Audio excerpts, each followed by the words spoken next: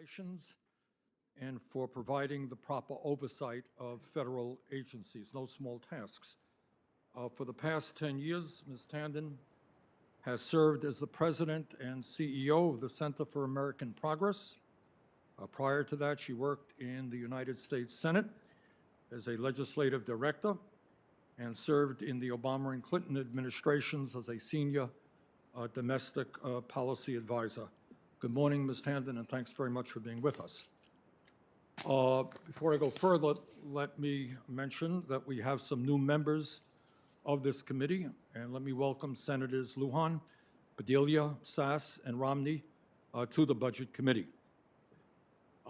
This committee has very broad jurisdiction dealing with any policy that impacts the federal budget. That's a lot of stuff out there.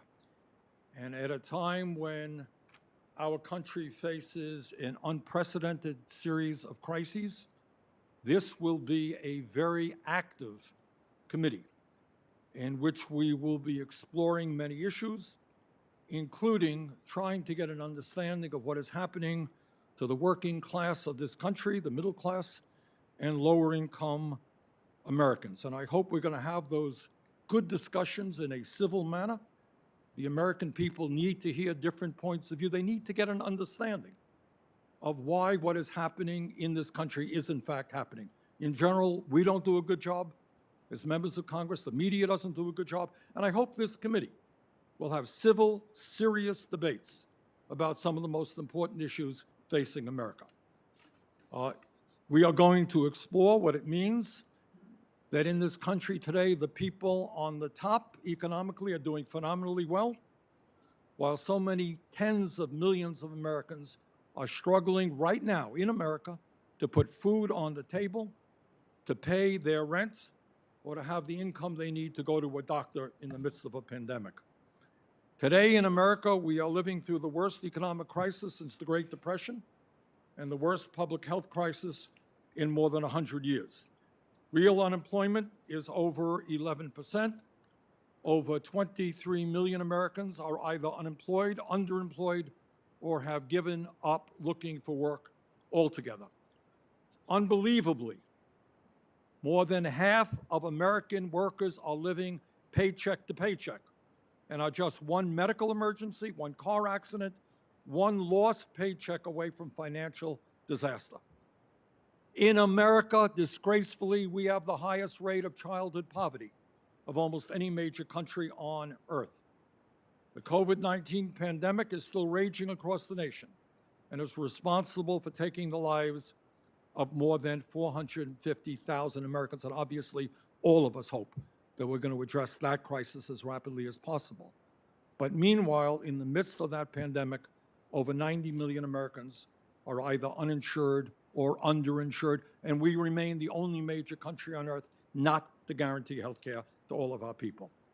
We've got a climate crisis that is ravaging nations all over the world, including the United States of America. We have an affordable housing crisis where so many of our people are literally paying half of their incomes for rent. We have a racial injustice crisis in America today that this Congress is going to have to address, and we have an immigration crisis as well. And given all of these unprecedented crises, it is absolutely imperative that we have an OMB director who has the courage at this moment in American history to think big, not small. We need an OMB director who is prepared to stand up to powerful special interests who dominate the economic and political life of this country, including what goes on here in Congress. We need an OMB director who can work with the president and Congress to create an economy that works for all of us and not just wealthy campaign contributors. Now, Ms. Tandon, at a time when the wealthy and large corporations have extraordinary influence over the economic and political life of this country, I must tell you that I am concerned about the level of corporate donations that the Center for American Progress has received under your leadership. According to the Washington Post, since 2014, Center for American Progress has received at least $38 million from corporate America, including Wall Street and every special interest that I can think of. So before I vote on your nomination, it is important for me and members of this committee to know that those donations that you have secured at CAP will not influence your decision-making at the OMB. Further, I would like to hear how you plan to work with this committee and the Congress to enact the promises that President Biden made to the American people. I think one of the reasons that so many people are disillusioned with politics in America, given up on democracy, politicians make promises and they run away from those promises. President Biden made a series of promises, and I'm going to work with him to make sure that we implement those promises. President Biden promised to raise the minimum wage over a period of several years to at least $15 an hour. He promised to make public colleges and universities tuition-free for working families and to substantially reduce student debt. He promised to lower the Medicare eligibility age from 65 down to 60 and to also cut the outrageously high prices of prescription drugs in America. President Biden promised to rebuild our crumbling infrastructure and create millions of good-paying jobs and combat climate change. He said he would fight to make pre-K universal, to make sure that every 3- and 4-year-old in America has the quality child care and pre-K education that they need. President Biden promised to make sure that every worker in America has at least 12 weeks of paid family and medical leave. And yes, President Biden promised that he would make sure that corporations like Amazon began to pay their fair share of taxes. The next OMB director will play a major role in determining whether those policy proposals succeed or whether they fail.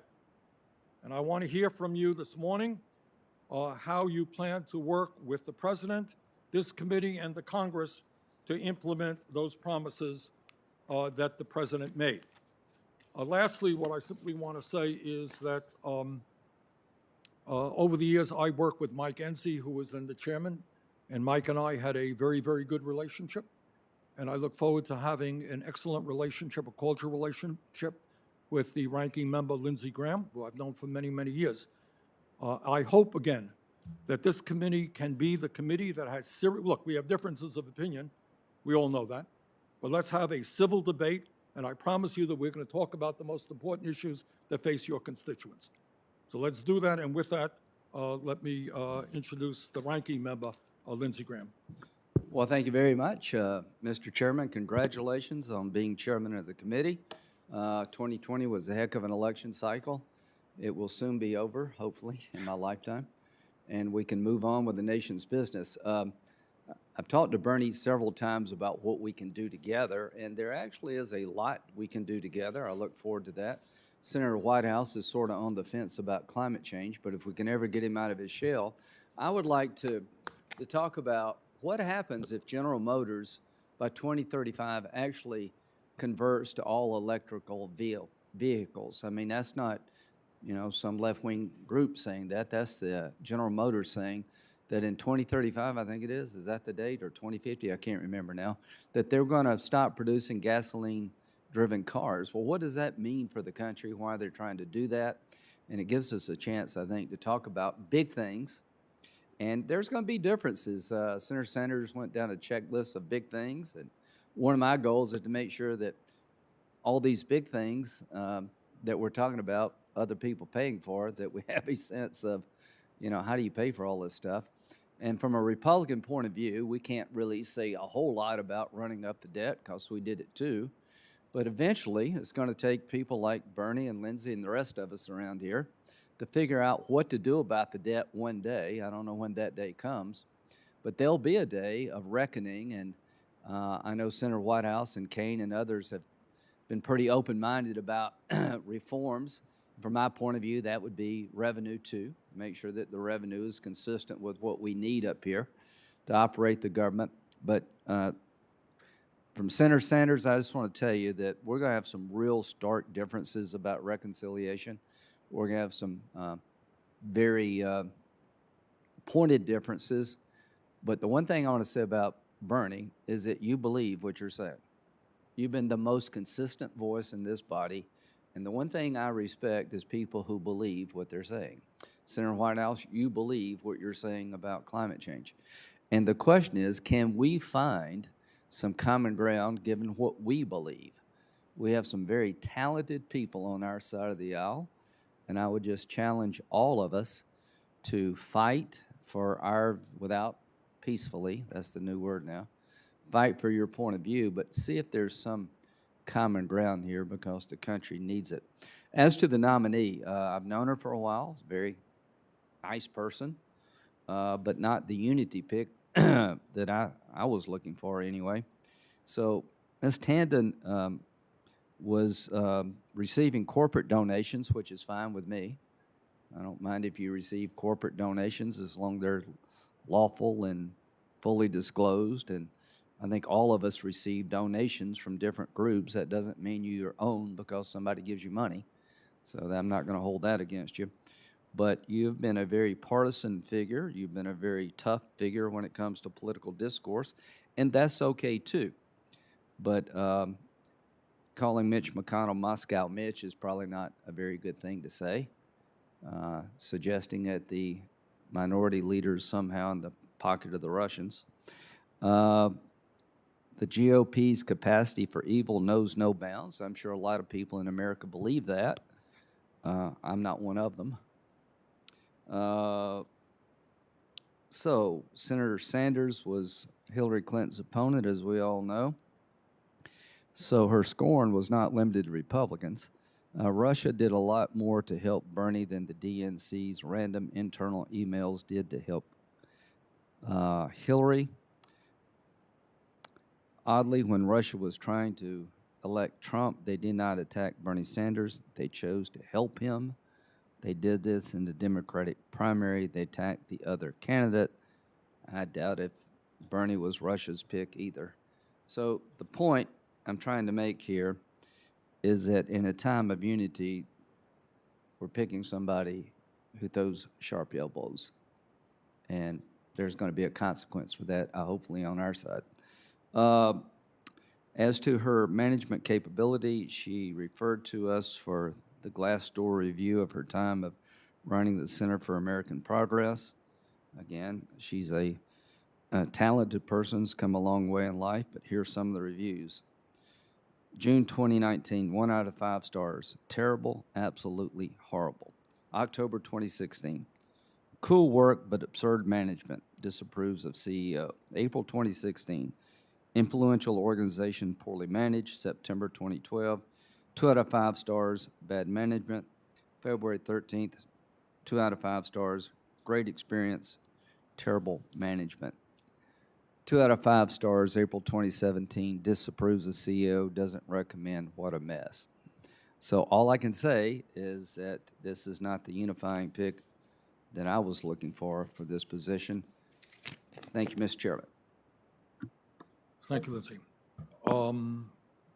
Amy Klobuchar, our senator from Minnesota, is here. Senator Klobuchar, thanks for being here, and I gather you want to introduce Ms. Tandon.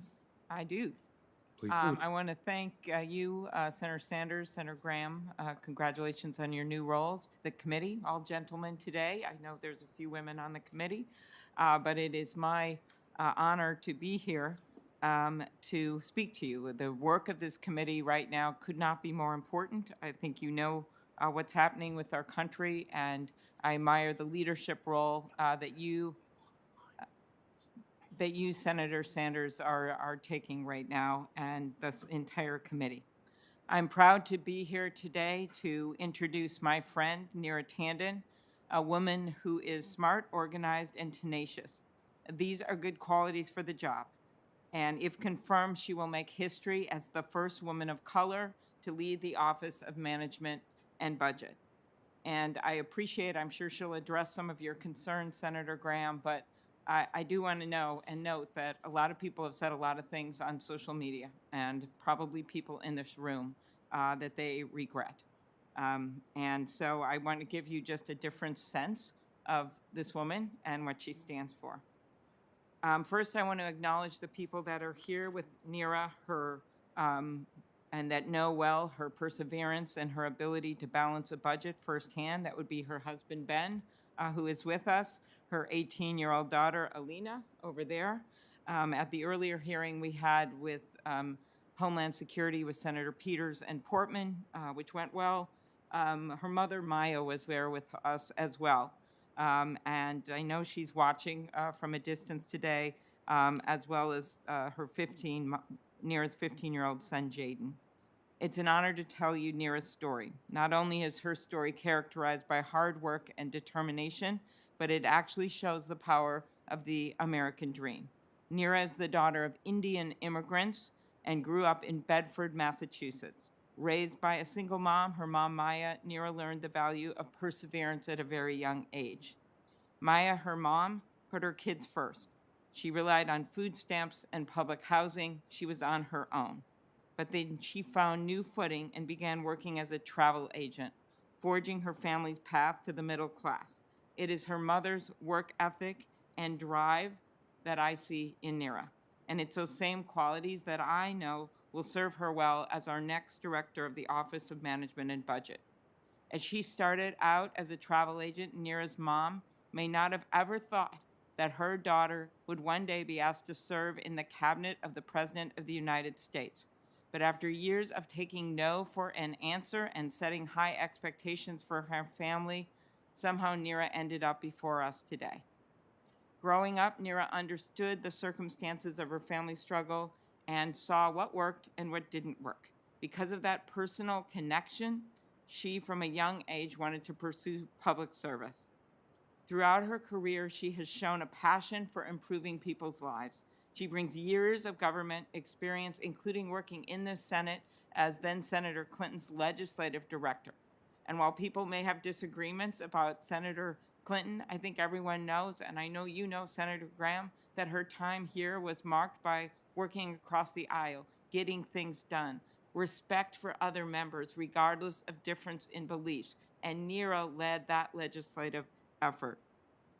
Neera understands, like you do, that inscribed in any budget is a set of priorities, choices about ensuring that everyone gets a fair shot. She knows that the work of Office of Management and Budget shapes the lives of millions of Americans' families. She's an experienced manager who will be ready to take the helm of the Office of Management and Budget on day one. In her near decade at the Center for American Progress, she led teams in promoting, as Senator Sanders noted, bold solutions to problems, including the pandemic. And no, not everyone in this room will agree with every solution she has put forth in her career. I don't agree with every solution she has put forth. But what matters, my friends, is her devotion to the country and her ability to do the job. That's why President Biden picked her. Chairman Sanders, Ranking Member Graham, I know you both recognize the severity of the coronavirus pandemic, and this committee will and continue to play a key role in taking it on, and you will have a partner in Neera. She graduated from UCLA and Yale Law School. As I noted, she worked for former Senator Clinton. She has the background, and she knows how to forge practical solutions. As President Biden put it succinctly when he announced her, she's smart as hell. And maybe that's a good way to end. I know that all members of this committee can trust her to hear you out, to negotiate when necessary, and to do so in good faith. She will be a phenomenal director, and I urge the committee to give her utmost consideration and respect and support her nomination. Thank you very much, Chairman Sanders and Ranking Member Graham, and all members of the committee. Senator Klobuchar, thank you very much for those remarks. Now we have a brief statement pre-recorded from Senator Booker. Thank you for giving me this, what I consider a really precious opportunity to introduce President Biden's nominee to serve as director of the Office of Management and Budget, Neera Tanden. I want to first just be candid with you all. I have known Neera for decades. I don't like to admit that because it shows that both of us are old, but we go back a very long way. Neera is a friend in the truest and deepest sense of the word. And I want to tell you, when we first met and went to school together, she struck me as someone who had a powerful trifecta. She is a person of deep heart, authentic caring and empathy. She's a person of fierce intellect who I've learned a lot from, even back then in our days of study. And then finally, she's a person who has this spirit, this abundance of love for this nation, its ideals and its principles. And she has lived a life where she has been fiercely adherent to the highest ideals of patriotism, of service, of being there for others. I know that Neera's public career has been not only impressive, but she has lived a life of extraordinary impact. She was involved in both the Clinton and the Obama administrations. She served in the White House, in the Senate, in the Department of Health and Human Services, and most recently, she has led the Center for American Progress, providing critical analysis and policy research that has informed many of my colleagues and my office itself. Part of what has made her so impactful is that to Neera, policy making is not an academic exercise. It is a powerful force that has deeply personal implications on the lives of millions of people. She understands that the decisions we make all have consequences, and often unintended consequences, and that we and the work we do, which she honors so much, has the potential to change life trajectories and make this nation more real for all of her people. Now, Neera, there's a great poem that is by the Langston Hughes about a mother giving a message to her son. And she says in that poem, the line is, "For me, life ain't been no crystal stair." In other words, life hasn't been easy. Neera's climb to impact and influence has been difficult. Neera was raised by a single mother who immigrated from India like so many others seeking a better life. America was a light unto her nation, in her nation. And Neera's family came here. Neera has said that when her mom could not find work, they had to rely on America's social safety net to keep them afloat. They relied on food stamps. They relied on rental assistance. And because they had the support they needed when they were struggling, Neera's mom was able to get them on their feet, and she got a job, and she bought a house, and she achieved so much of the American dream. But as we all know, the greatest part of the American dream is seeing your children do better than you, go on to heights that you might not have thought possible. As my mom often said, behind every successful child is an astonished parent. Well, Neera, as she went on to college and then law school with the likes of people like me, she has led a life that has given her mother great pride and maybe even a little astonishment. Neera saw firsthand what this country can do when it invests for its people.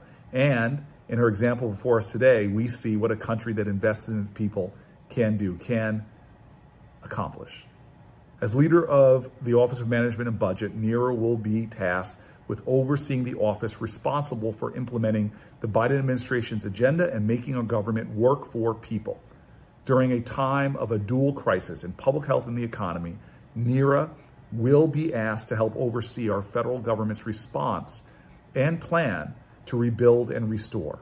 She will be tasked with helping to ensure that the American people are being served by an accountable government, that it is transparent, and that it is truly committed to them. If confirmed, Neera will accomplish this American mission. She will offer the kind of vision that is reflective of her brilliance, of her huge heart, and of her commitment and spirit for this country. She will continue to be truly a public servant and a servant leader. She will lead with empathy. She will lead with skill and understanding for our economy and of our country's challenges. And she will lead with love. She will lead with love of country and all of her citizens. I urge my colleagues to swiftly confirm Neera Tanden's nomination. Thank you so much for giving me this opportunity to share with you why I so believe in my friend. Thank you. Thank you, Senator Booker. Ms. Tandon, under the rules of the committee, nominees are required to testify under oath. Please rise if you could. Do you swear that the testimony that you will give the Senate Budget Committee will be the truth, the whole truth, and nothing but the truth? I do. If asked to do so, and if given reasonable notice, will you agree to appear before this committee in the future and answer any questions that the members of this committee might have? Absolutely. Thank you. Please be seated.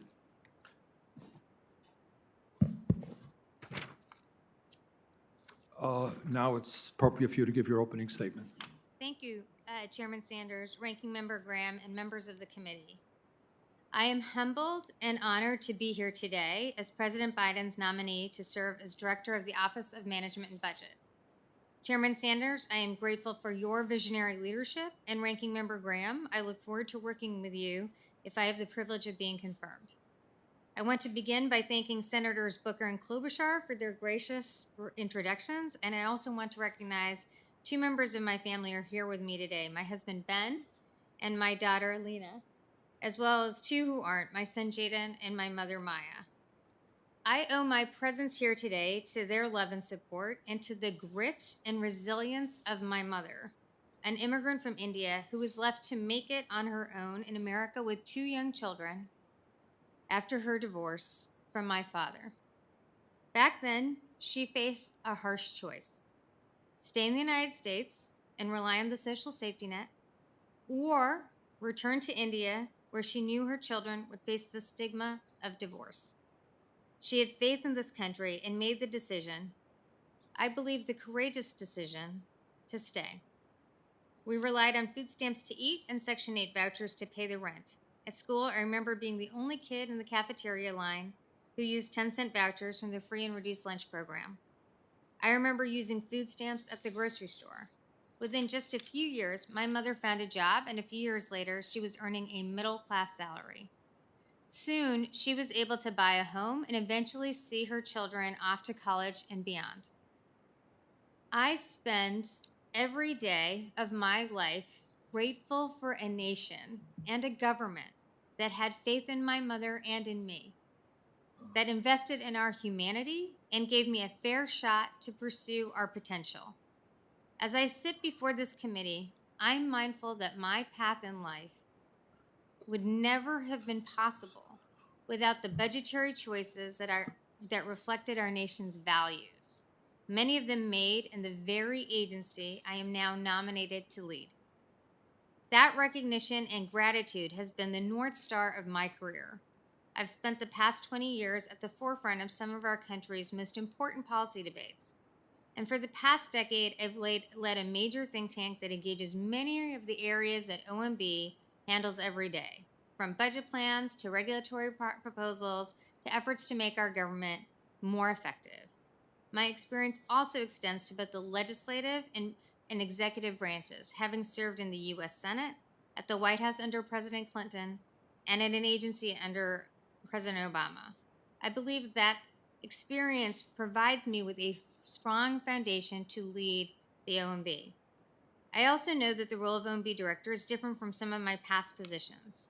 Over the last few years, it's been part of my role to be an impassioned advocate. I know there have been some concerns about some of my past language in social media, and I regret that language. And I also want to say I express that regret to Senator Sanders and other members of this committee. I understand that the role of OMB director calls for bipartisan action, as well as nonpartisan adherence to facts and evidence. OMB will play a vital role in addressing many of the country's biggest challenges, from beating back the virus to delivering aid that will help ensure a strong economic recovery to ensuring we build back better than before. If I am privileged to serve as director, I would ensure OMB uses every tool in its disposal to effectively deliver for America's working families, for small businesses, and to the many communities struggling right now. I would vigorously enforce my ironclad belief that our government should serve all Americans, regardless of party, in every corner of the country. I would ensure that our budget reflects the values of a nation built on hard work, human dignity, common purpose, and boundless possibility. And I would work in good faith with all members of this committee to tackle the challenges the grave challenges Americans are facing, the COVID pandemic, as I said, the deep economic pain in our country, climate change, racial inequality, and the broad issue of inequality in our country. Let me finally say this.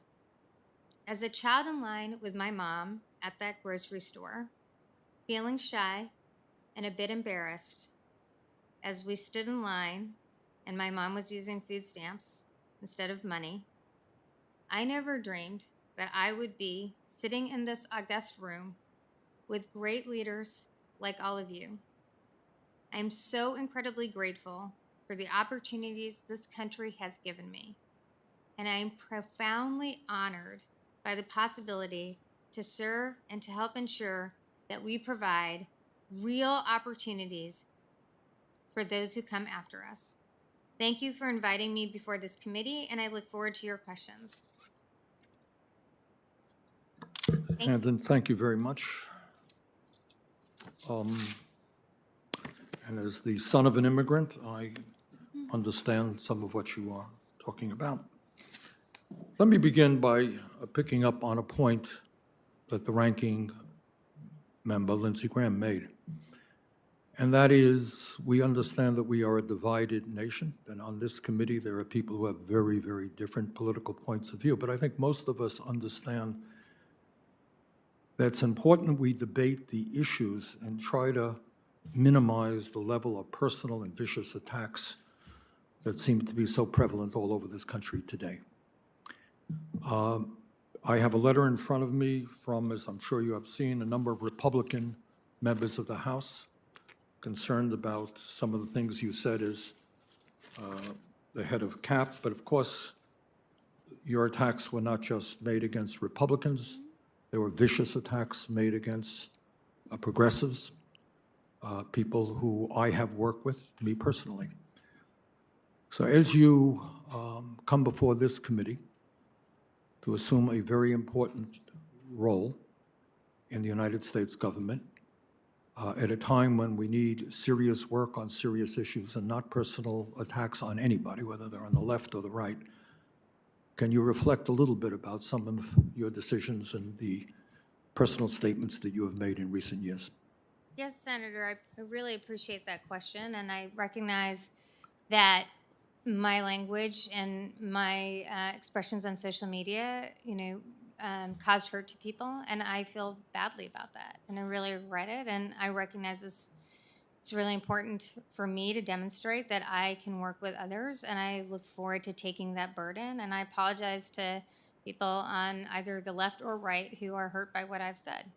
And as you know, it's not a question of being hurt. We're all big boys, and I don't see too many girls here, but big boys who get attacked all the time. But it's important that we make the attacks expressing our differences on policy, and that we don't need to make personal attacks no matter what view somebody may hold. So can we assume that as the director of the OMB, we're going to see a different approach if you are appointed than you have taken at CAP? Absolutely. And I would say, social media does lead to too many personal comments, and my approach will be radically different. Thank you. All right, let me get to another issue that concerns me very much. I happen to believe that big money interests have an undue influence over the economic and political life of our country, that too often campaign contributions are what determines policy rather than the needs of ordinary Americans. And according to the Washington Post, since 2014, the Center for American Progress has received roughly $5.5 million from Walmart, a company that pays its workers starvation wages, $900,000 from the Bank of America, $550,000 from J.P. Morgan Chase, $550,000 from Amazon, $200,000 from Wells Fargo, $800,000 from Facebook, and up to $1.4 million from Google. In other words, CAP has received money for some of the most powerful special interests in our country. How will your relationship with those very powerful special interests impact your decision-making if you are appointed to be the head of OMB? Senator, I thank you for that question. It will have zero impact on my decision making. I'm actually Cap took a number of positions that disagreed vigorously with the policy positions of those institutions. But I appreciate this question, and it is my role. It will be my role to ensure that I'm only serving the interests of the American people, the administration, and its agenda to address rising inequality and address the needs of working families. Ms. Tandon, will you, at this point, commit to doing what President Biden and I and many others want to see happen? And that is help us move to end starvation wages in America by raising the minimum wage over a period of several years. Absolutely. Will you do what President Biden and I and many other members of Congress want, and that is move to make public colleges and universities tuition-free for families under $125,000 a year? Yes, as you know, President Biden has committed to make college affordable, truly affordable, tuition-free for middle-class families. President Biden has stated that he would like to see the eligibility age for Medicare go from 65 down to 60. Is that something you will help him implement? Yes, absolutely, and we know that that can actually help save money because it'll, over the long term, lower the costs per beneficiary costs of Medicare. We pay by far the highest prices in the world for prescription drugs. And that is an issue I intend to take a hard look at as chairman of this committee. President Biden has indicated that he wants Medicare to negotiate with the pharmaceutical companies to lower drug prices. Is that something you will help us move forward on? Yes. President Biden has said that he wants to guarantee 12 weeks of paid family and medical leave. Is that something you will help us move forward on? Yes, absolutely, and I have worked for over 20 years on the issue of paid leave. Okay. President Biden wants to provide universal pre-K education for every 3- and 4-year-old in this country and make child care more affordable for working families, an issue of enormous importance in general, especially now in the pandemic. Is that something you will help us move forward on? Yes, absolutely, and I think over the long term, those investments help us address both racial and income inequality. President Biden has said that he wants to triple Title I funding for public schools to make sure that lower-income kids in this country are able to get the education they need. Will you help us move forward in that direction? Yes, absolutely. I know this is not necessarily universally held on this committee, but I happen to believe that climate change is an existential threat to our country and the world, and that we have the opportunity to create millions of good-paying union jobs as we transform our energy system. Is that something you will help us move forward on? Absolutely, and as you know, President Biden agrees with you that climate change is an existential threat. Lastly, I think where there is an area of agreement, and Lindsay and I have chatted how we can work together, I don't think anybody on your side denies that our infrastructure is crumbling and that we can create millions of good jobs rebuilding our roads and bridges and wastewater systems and water systems, et cetera. Will you help us go forward creating the jobs, rebuilding our crumbling infrastructure? Yes, absolutely, and I hope we can work in a bipartisan manner on infrastructure. Good. Lindsay, yours. Thank you, Bernie. One, congratulations to your family. You have lived the American dream. You seem to have an incredible background, and I want to congratulate you. So let's talk about policy. In the education debate, is there any room for school choice in the Biden administration? Thank you. Thank you, Senator. Thank you for your question. So the president has supported charter schools, and to the extent that we make sure that those charter schools are delivering, that they're accountable to the public, that they're as accountable as public schools. And so there's room for charter schools, absolutely, but they need to be accountable, and I think many charter school advocates recognize that. Anything beyond charter schools? Well, I mean, obviously in the country today, parents have access to private schools. I think that's one of the inequities we actually have to recognize, that upper income families have access to private education, and sometimes those have much more resources than public schools. Okay, so let's talk about fair share of taxes. What is the fair share? What should be the corporate rate in America? What is fair for corporations to pay? The president has supported restoring the corporate rate to, I believe, ordinary, to a higher rate. I believe it's 35%, but I should double check. Is that, is, 28%, I'm sorry. well, Sorry, let's my get bad. this right. You're absolutely right, 28%. Well, that's what Grassley says now. I believe it Don't is let him 28%. speak for the Biden administration. Do you think 35% is a fair rate for corporations, or is that too high? I would follow the president's policies on these issues. Okay, what should the individual rate be? Depends on the income of the individual. If somebody makes $10 million, I believe we should restore it back to 39.6. is that enough? On the income, yes, there are other So, ways. so is that, way- at 39.6 is fair in your belief?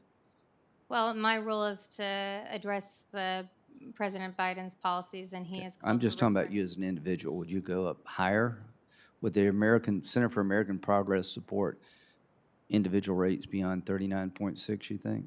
My role in this, if I have the privilege of being conferred, my role is to address the president's priorities, and the president's priorities has been to restore it to a 39.6% rate. Okay, so that's fair. Do you believe raising the minimum wage to $15 an hour will cost millions of Americans their job?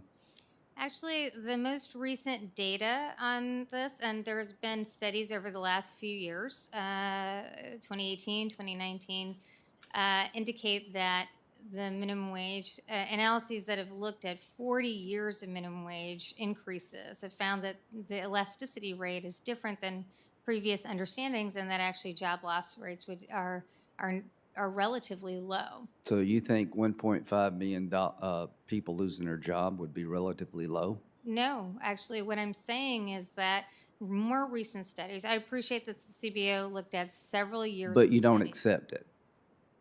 Do you? I think that I think that the important thing is to be guided by facts and evidence, and there has been a discussion about more recent data being more. Have you ever run a restaurant?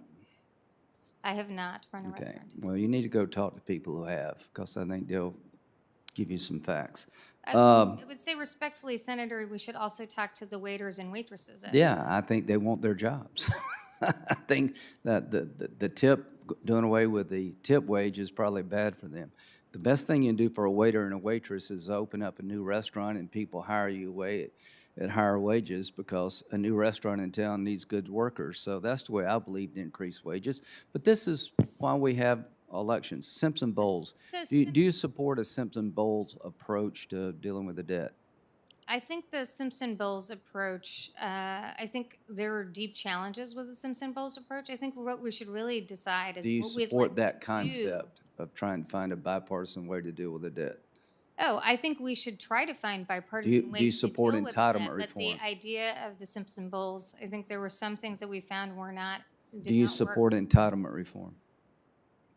The president, President Biden, has put forward particular ideas on Okay. Social Security. One is to raise the payroll cap for people earning over $400,000. All right, That is an idea he's put Yeah. forward to address Social Security solvency, which would also address the debt. Yeah, okay, I got you. So real quick, on immigration.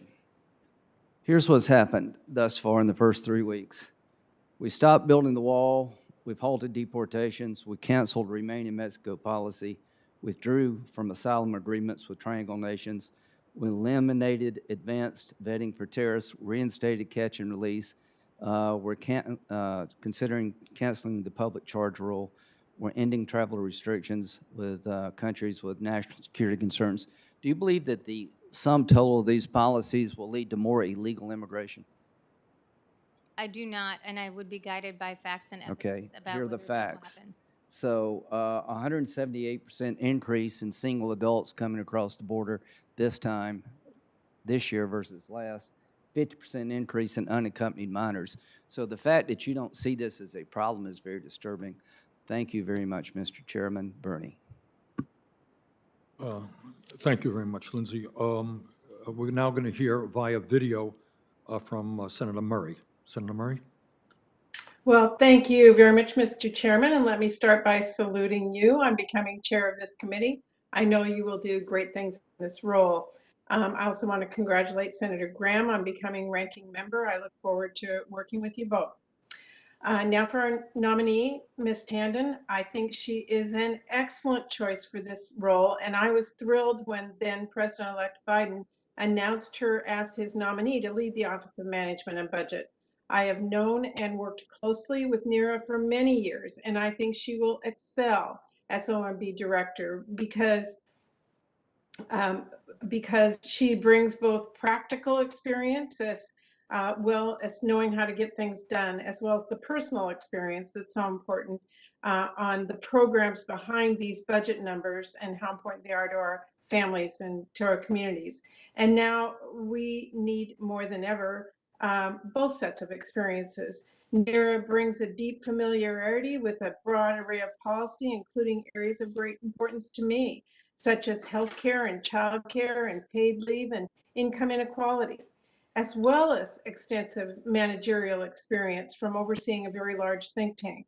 I know she will also bring a high level of energy and engagement to the role of director that has been sorely missing. I had many complaints about Russ Vought as director of OMB. Chief among them was the complete lack of engagement and leadership shown by him in OMB during the coronavirus pandemic. I can assure my colleagues that these will not be issues if Ms. Tandem is confirmed as director. Whether or not you agree with her on every issue, you will not be able to question Neera's passion, her knowledge, or her engagement. This pandemic has put a spotlight on the everyday challenges that many families face, from finding affordable, quality childcare to having access to paid leave so they can take care of themselves or their loved ones without fear of losing a paycheck or their job, simply earning a living wage for themselves and their families.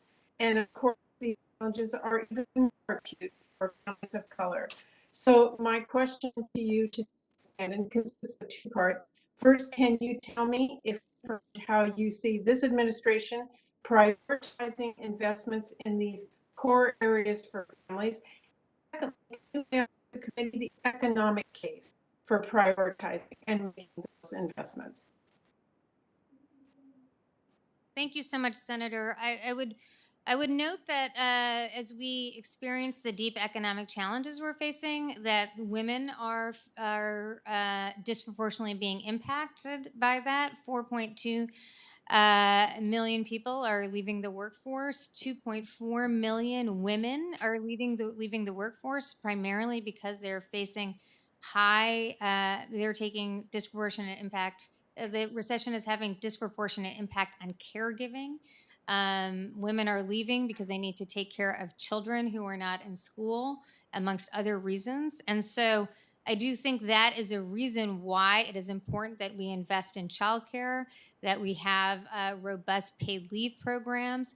Those programs are part of the American Recovery Plan, but it's also, I do think those are important areas for us to prioritize as long-term investments. As part of the president's Build Back Better agenda, he has put forward a caregiving agenda that has long-term direct support for childcare and paid leave, in which the United States, I would just note on paid leave, the United States would rejoin 99% of countries on the planet if we adopted a universal paid leave program.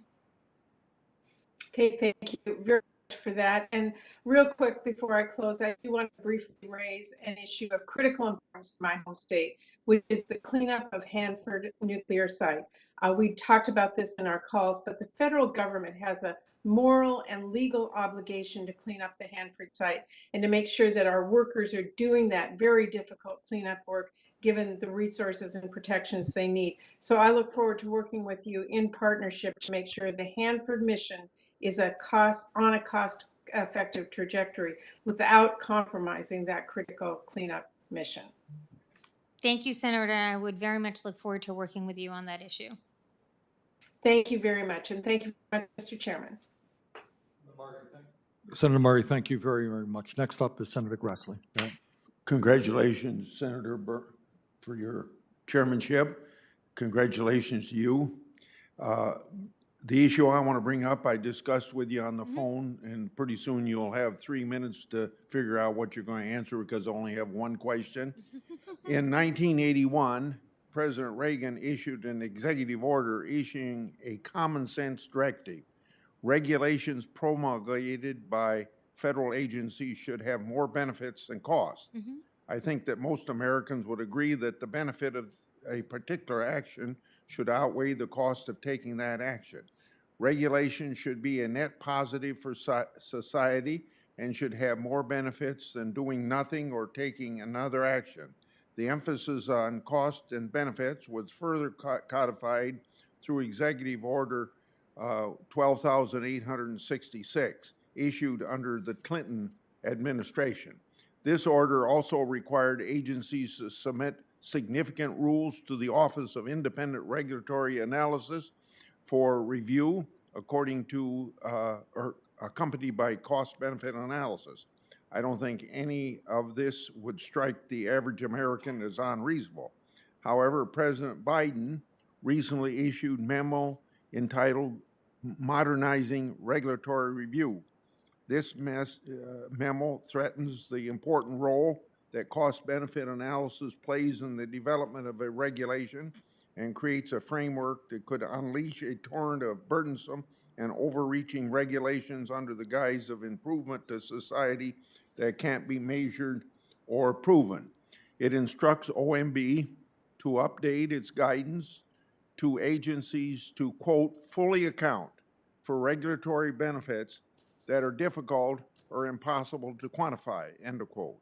It also instructs OMB to provide suggestions on how the regulatory review process can be used to promote vague concepts such as social welfare, racial justice, and human dignity.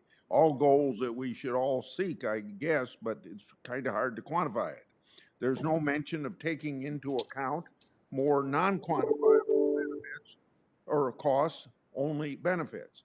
The executive order seems designed to take nonpartisan, objective analysis out of the rulemaking process in favor of subjective claims of social benefit that could be used to justify virtually any cost, economic or otherwise, on the backs of everyday American. This sounds like writing any regulation for any rationale can be justified, and I think it opens the floodgates. So here comes my question. Existing OMB guidance already outlines how costs and benefits should be quantified and compared. It outlines a process for agencies to consider impact on a regulation that may be hard to put into numbers and how to evaluate those costs and benefits against more concrete.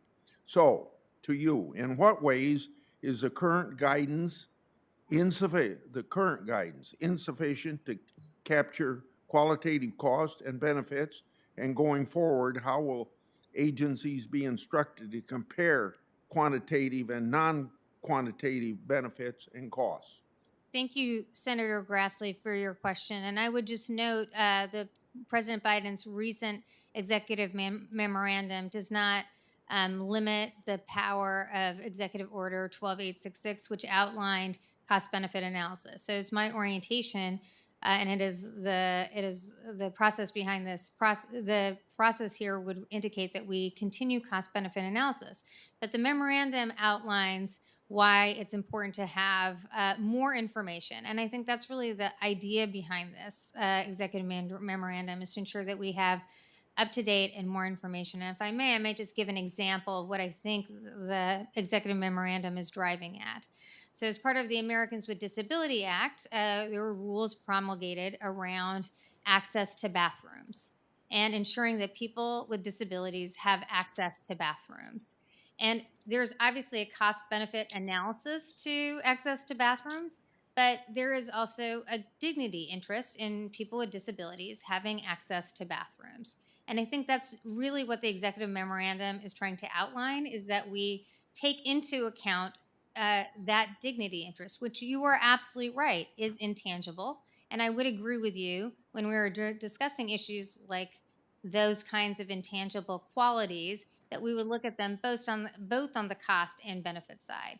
But I also think we should analyze how rules are impacting subpopulations, communities of color, rural communities. Sometimes regulations can disproportionately impact rural communities, and we should understand what kind of impact that has. This is not a question, and I'll close with this. I think in our telephone conversation, you spoke about transparency. Yes, and- absolutely. And transparency on this would be very important because that sort of transparency is only the way to which I can judge you're following what you just told me. Absolutely, and I would commit to you, Senator, and members of this committee to be as transparent as possible, not only on the rulemaking process, but in budget discussions and elsewhere regarding the work OMB does. Thank you. Senator Grassley, thanks very much. Senator Wyden is going to join us virtually. Ron? Thank you, Chairman Sanders, and it's great to see you in this position, to have a chance to work with Senator Graham. And suffice it to say, Ms. Tandon, I've worked with you often in the past, and it's very good to have you here today. The time is short, so I'm going to dig right in. Millions of Americans are unemployed this morning. And expanded unemployment insurance expires on March 14th. Across the political spectrum, there is a recognition that in helping those laid off through no fault of their own, expanded unemployment insurance packs an exceptional bang for the economic relief buck. It's weekly, it is spent on groceries and rent and medicine locally, and it literally has kept communities afloat since spring of 2020. The program's got a major limitation, though. It allows politicians to pluck an arbitrary end date for coverage. With that, it satisfies the political agenda of the politician, but it doesn't meet the needs of those who are suffering. To meet the needs of those who've been laid off through no fault of their own, it's time to tie unemployment insurance to real economic conditions on the ground. And it just defies the principle of good government to empower politicians rather than empowering the unemployed who, through no fault of their own, overwhelmingly want to work and want to get ahead in the economy and help their families. So I propose legislation to fix this. And it's through something called a stabilizer, which is really fancy government talk to say when unemployment is high, the insurance benefit should reflect what's needed to pay for rent and groceries and essentials. When you have better times, the benefit can taper off. And I decided last spring we had to do this because the unemployment system is in a time warp. It really goes back to the 1930s. So what I'm talking about is a crucial next step for the program. My question to you, Ms. Tandon, what can you do as OMB director to help us secure this crucial unemployment insurance reform? Thank you so much, Senator. And I do recognize how critical it is that we have more stability and more security in our, essentially social safety net. And having automatic stabilizers would provide more stability to families. It would provide more security to families. And obviously, there would be more planning we could do.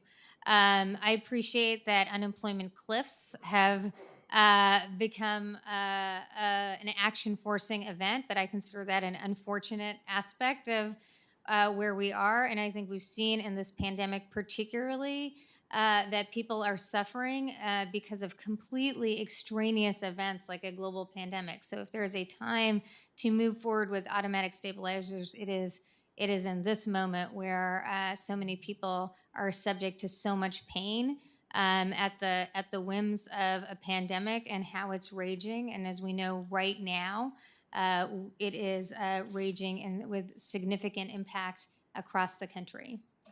I appreciate your answer, and you were, if anything, pretty diplomatic, because this idea of forcing folks laid off through no fault of their own to kind of lurch from one cliff to another. We saw this over Christmas time, and we saw on the TV news parents were giving up their meals in order to help their kids. We've got to have a good government approach along the lines of what I've described, and I appreciate your answer. Let me ask one other question, if I might. Rural communities were hurting even before the pandemic, and now the roller coaster they're on, particularly in the rural West, has just been devastating in terms of their being able to lay the foundation for a brighter future. Senator Crapo, Senator Merkley, Senator Risch, and I have made a proposal for reforming a law that we wrote with the help of the Budget Committee some time ago to reform the Secure Rural Schools program, and in effect to take it off this rural roller coaster where, for example, the county roads program can't even predict what kind of funds it might have, and establish an endowment program to try to grow the payments for the counties. My question here is, will you work with us on this bipartisan proposal that has received an enormous amount of support from rural counties all across America? Absolutely, Senator. I really appreciate Ms. the. Tandon, if you can make your remarks brief, because we've got a 12 o'clock Oh. impeachment engagement we got to get to. So I want to hear from everybody. So please. Yes, absolutely, Senator. I appreciate the bipartisan leadership on this committee. Thank you. Senator Braun. Thank you, Mr. Chairman. We had a very engaging conversation. I think it went over a half an hour and covered a broad array of topics. I think it's worth it for the public record to cite a few things. I've come from Main Street, built a business, a real little one, that over many, many years was able to turn into that American dream.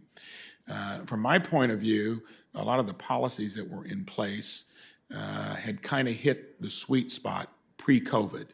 A lot of that had to do with, I think, unleashing the entrepreneurial spirit across the country, looking at the productive side of our economy in a way that's different from how you treat big corporations that generally have had their way here in terms of impacting not only statute, tax code. The rest of us have none of that. And I think it would be wise to look at understanding the difference, I think we talked about, when it comes to personal income tax, which is currently all thrown into one category, where wage and 1099 income is treated the same as business income. One is liquid, one is illiquid.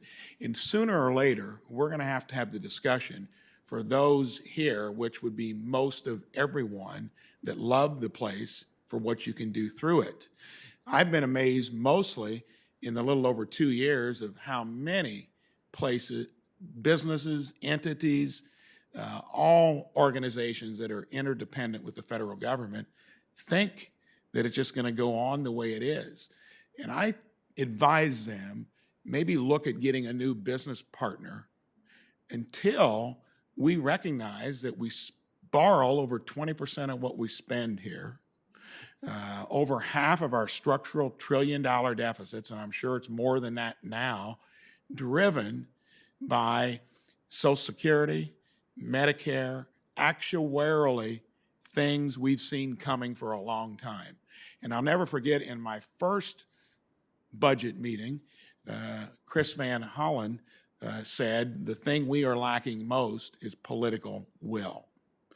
We were generating record revenues pre-COVID, but we're at record levels of spending. And in all other places that work in this country, from households, which are laughed at when you use that analogy, school board, which I've been on, state government, especially running a business, there's accountability. And we have none of that here. We've got a budget committee where I don't think we've actually done a budget that we've adhered to in over 20 years. So you have got a lot, I think, to work on. I'd also cite that regardless of the tax rate in this country, we basically had revenues in a groove of about 17% of GDP. Spending's been closer to 20. So I don't think you can keep this place healthy unless you look at the spending side of it. Healthcare, I've been the loudest senator on reforming it. It's a broken industry. I agree with the chairman on that. But before we throw more government at it, I'd like to see transparency, competition, engaging the healthcare consumer, things that would fix it to make what we pay for through the government for healthcare and the private sector a better value. Is that something that you would work with me on? Absolutely, Senator. I want to really just note issues of healthcare costs in the country. Per capita costs are very high in the United States. It's one of the reasons why our healthcare system is so expensive. And I would just note to you that if the issue of transparency and competition amongst large concentrated interests in the healthcare system is a big challenge. So market concentration within healthcare is a big challenge, as well as the fact that we do not have transparencies around pharmaceutical costs, hospital costs, and work in this area can have huge impact. If you go back to 2010, CBO projected that we would be spending 6.4% of GDP on federal healthcare costs. It actually was 5.4. That's a savings of over $1 trillion over the last decade from some of the reforms around bundling and other issues. So I would just say I would look forward to an opportunity to work with you in those on issues around price transparency, particularly in pharmaceuticals and market concentration. Thank you. Okay, I apologize, but I'm going to try to keep people to 5 minutes because we have a number of folks who want to speak, and we have a 12 o'clock impeachment engagement. And my apologies. No, not at all. All right, Senator Stabenow is going to talk to us virtually. Thank you very much, Mr. Chairman, and congratulations to you, Senator Sanders, and to Senator Graham. I look forward to working with both of you on this committee, and to Neera Tanden. Ms. Tanden, congratulations on your nomination. And if I might just say as an editorial comment, when you were asked to respond to would be your mean tweets over the years, that we've endured 4 years of the ultimate mean tweets. I know we were all thinking that, and certainly I don't want to hold you to a higher standard, but we certainly want to turn the page on how we move forward together, and wish we had seen those comments consistently over the last 4 years. So, but welcome. And I want to focus, first of all, on something I've spoken with you about, and that is strengthening our Buy American Act and the jobs that can come with that. And I know this is a priority for you. It's a priority for President Biden. I'm very excited about that we ensure that federal government spends taxpayer dollars on American products that are made by American workers. And what we are seeing now is that we need to strengthen those laws and frankly close some of those loopholes. Over the last years, due to loopholes and outright non-compliance, federal agencies have bypassed Buy American Act provisions in order to purchase products made by foreign entities without good explanations for why they're doing that. So 2 years ago, my office issued an oversight report that between 2008, 2016, federal agencies spent over $92 billion on foreign contracts because of loopholes. And the Department of Defense was one of the main drivers of foreign contracts. So we were bolstered by the Inspector General for Department of Defense at the time, which found numerous instances of non-compliance with Buy American Act and Berry Amendment. And this is jobs. This is American jobs. So I'm so glad to see President Biden take aggressive action through an executive order within just his first week on Buy American requirements, and appreciate what that means as well for so many small and medium-sized manufacturers like we have in Michigan. But my question is this. His executive order is a great first step. But do you believe that Congress has a role to play in this area in terms of ensuring federal taxpayer dollars are used for American industries, American jobs? And if so, what additional steps can Congress take to bolster our shared goal of strengthening Buy American laws? Senator, thank you so much for the question and for your leadership on the issue of Buy America. And I would say that it's always the case that with executive actions, they can be limited from administration to administration. So to set permanent policy, that's really an area for Congress. And so would welcome the leadership of Congress. You're absolutely right that there have been many waivers granted in the last several years by agencies, and part of the executive action is to publish those waivers so that there can be real accountability around issues around Buy America. And it can also provide information to domestic manufacturers about how they can better compete in the future. So I would really welcome an opportunity to work with you to make these policies permanent, and welcome ideas from this committee about the Buy America provisions.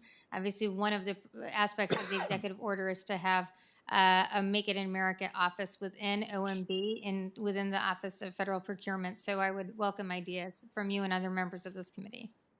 Well, thank you so much. And in fact, I'll be soon introducing legislation with my Budget Committee friend and colleague, Senator Braun, that are going to make much needed reforms in the Buy American Act. So we look forward to working with you. There's accountability, tightening up of some of the waivers, also training, also making sure that basically we are doing everything possible to bring those jobs, that manufacturing, and all the things that we can do to make things and grow things back to America. And I'm excited about what we can do together, and very much am excited about your having the opportunity to serve in this role.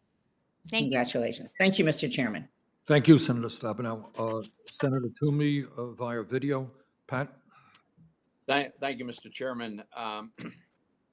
Ms. Tandon, many people, myself included, have been critical of Donald Trump for casting doubt on the legitimacy of the 2020 election that he lost. You yourself have a long list of statements casting doubt on the legitimacy of the 2016 election. In January of 2017, you tweeted, and I quote, "Why does he," meaning Donald Trump, "lie about this? Because he knows people have intuitive sense Russians did enough damage to affect more than 70,000 votes in 3 states," end quote. The 70,000 votes certainly appears to be a reference to Hillary Clinton's losing margin in the 3 states of Michigan, Pennsylvania, and Wisconsin, which would have resulted in her victory had she won those states. You also tweeted, and I quote, "Why would hackers hack unless they could change results? What's the point?" End quote. So these are just 2 of the statements that you have made that certainly undermine the faith and the integrity of the 2016 election. So let me just ask you directly, can you tell me this morning that you believe that Donald Trump was legitimately elected president in 2016 and his presidency was legitimate? Absolutely. And I said that in November 13th, 2016. So immediately after the election, I said President Trump was duly elected and that he legitimately won the election immediately after the election itself. Okay, but after that, you subsequently suggested that the Russians manipulated the results in the 3 states that were decisive. So No, I'm glad So you're able sorry. to get clarity. Look, we've got very few minutes. Let me just run a couple of things. Following up on Senator Graham's question on school choice, you made the point that wealthy families have access to private education, which is exactly correct. It's also the case that in many, many school districts, Philadelphia, most across Pennsylvania, the average expenditure per student in the public system is greater than the cost of educating kids in many of the private schools, especially Catholic, but including others in those systems. If we gave parents the money that we force them to utilize through the government-run schools, if we gave the parents that money to choose a school for their child, that school would have to be accountable to the parents, wouldn't it? Sir, I think one of the challenges with private schools and other areas is broad accountability. But I don't take away from the fact that wealthy parents can be accountable and hold. Right. But the point is that if you were to, if we could pass school choice, we would give poor and middle income families the same choice that wealthy families have Senator, today. would- Let me just, I've got very little time. I just want a quick question on unemployment insurance benefits. If unemployment insurance pays people more not to work than they can make by going to work, does that have any incentive at all on their inclination to go back to work? Senator, there have been several studies over the last year of this phenomenon, of this question of whether the unemployment levels of support is discouraging work, and they have found that actually people are more concerned about their personal safety, and that is why we have discouragement of work. So, That's the analysis. I so, will so always be guided by but, facts and evidence on these questions. but you didn't answer the question. The question is, do you think if a person can make more money by not working than they can make by working, does that affect their incentive to go back to work? I would say that we should really look at why people may not be working, and it may be because of concerns about safety during a global pandemic. Okay. Okay. Last question for you. You have been an advocate for free college for, I guess, middle income folks. It's the case that college grads, on average, make nearly $1 million more over the course of their lifetime than non-college grads. How is it fair to a blue-collar worker who did not go to college to have to contribute tax dollars to cover the cost of tuition of someone who's going to make $1 million more on average than he or she makes? I'd say broadly, Senator, that you could extend that argument for high school or other forms of education. No, everybody's required to go to high school. From a system in which people have access to good quality education. That's not true. We require people to go to high school, at least through the age of 16, and virtually everybody does go through high school. So I see it. My time has expired, but thank you. Thanks, Mr. Chairman. Thank you, Senator. Senator Whitehouse. Thank you, Chairman, and congratulations on assuming the gavel here. Look forward to working with you and Senator Graham. Ms. Tandon, welcome. Good to have you here. I'm going to give you two presents today, and I'm going to describe them both to you. The first one is going to be this graph, which I think you've seen before. As you will recall, in 2010, the Budget Committee, off of CBO information, did an estimate of what federal health care costs were going to be. And that's this top line right here. Yes. But we passed the Affordable Care Act back here. And what happened actually is that health care costs came down substantially below that projection. So again, 2020 did another prediction. And based off the actuals, this is that prediction. If you simply move that extrapolation to what was originally predicted, so it's apples against apples here, you will see that in the next decade, 2020 to 2030, the difference between what was originally projected and where we are on healthcare spending saves over $5 trillion. No benefits were cut. Nobody got taken away their right to have some procedure. I think that what happened is that we changed the way we did business in healthcare. We set up the CMMI, the Center for Innovation. We set up the accountable care organizations that many providers have profited from. Proudly, the two best are probably in Rhode Island, super scores, so little home state props there. And we've helped move the healthcare system off the fee-for-service treadmill. And I want to give you this, and I will give you this, because I want you every day you're at your job to be thinking of what more can we do that got us that $5 trillion in savings. I fought constantly with the Obama administration about things that they did that would have actually damaged this process. And in the Trump administration, there's no point even having that conversation. But now I think we've got enough of a record that it's really worth fighting to figure out, because in these ACOs in Rhode Island, you've got happier customers, you've got better care, you've got more support. It's not just the triple aim win, it's like win, win, win, win, win across the board. And they're sending checks back to Medicare for the savings. So let's work on that, huh? Absolutely. I mean, that is what I was referring to with Senator Braun of the $1.4 trillion. Yeah, I'm kind of a segue to Senator Braun on that. I got that. So second thing, this volume. This is a bunch of reports warning of economic crash due to unconstrained climate change. Mm-hmm. Some are from like Freddie Mac, which has warned that coastal property is vulnerable to a crash worse than the 2008 mortgage meltdown that would cascade through the whole economy because of the additional threat of sea level rise and storms and what that does to insurance and what that does to a 30-year mortgage and all of that. But it's other groups as well. It's Moody's, it's the Bank of International Settlements, it's Standard & Poor's, it's McKinsey, it's BlackRock. There's a report by a Nobel Prize-winning economist that he filed under oath and subject to cross-examination in all of that. In February of 2019, I sent this to every single one of my colleagues here in the Senate with very little effect, apparently. But I want you to be aware of it, and I'd like you to comment briefly on how seriously you at OMB are going to take these warnings. If there is a crash from the carbon bubble bursting, if there is a crash from coastal property values collapsing, it will have been the most warned of crash in history. And what are we going to do about it? And do you take these warnings seriously?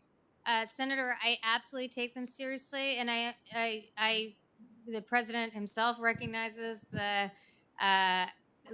deep, cataclysmic crisis of climate change. But I'd also say I'm really excited by the possibility, if I am privileged enough to be confirmed, I am excited by the possibility of taking into account the costs of inaction on climate and the impacts of what the federal government is doing by its actions and inaction on climate, and the economic impact of those decisions over time.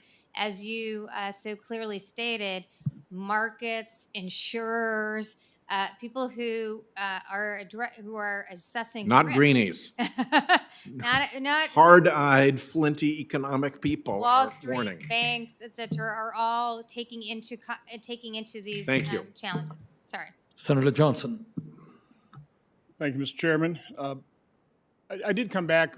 One of the reasons I wanted to express to you the fact that I really do appreciate the fact that you want to use this committee, have open, honest debates. I don't think we use numbers enough around here. I realize I'm an accountant, but we really do need to look at facts and figures. I think one of the things I want to throw out on the table here, this is from an article that Phil Graham wrote for the Wall Street Journal. I think we realize he's pretty good with numbers and has his facts straight. But in 2020, last year, the average household in the bottom 20% of earnings got $45,000 in transfer payments. Now, I would imagine those things are tax-free. Now, I think we all agree. I think you start with, what do we agree on? We all realize people are hurting and people need financial help. And there's been a lot of financial help, $4 trillion worth. My concern, I think this is shared by not only Phil Graham, but Jason Furman and Lawrence Summers, is the potential of overheating our economy with another $2 trillion when the per capita disposable income is up 5.5%. Savings, $1.6 trillion higher last year than 2019. Private business up 25%. Federal Reserve is estimating a 4.2% growth rate for this year. IMF just increased their estimate to 5.1%. So, listen, I realize we had a natural disaster, COVID, in 2020, but there is so much pent-up demand, so much excess savings. It's just going to be coming, bursting forth in economic activity, and we do need to be concerned about overheating our economy. In addition to that article and some other articles written by, as I mentioned, Jason Furman and Lawrence Summers, IRS just came out with their 2018 tax data, and I've got the Tax Foundation's summary of that, Ms. Tandon. They've got some interesting notations on what the IRS presented. First one was in 2018, the first year after the Tax Cuts and Jobs Act, the decrease in taxes paid was $65 billion.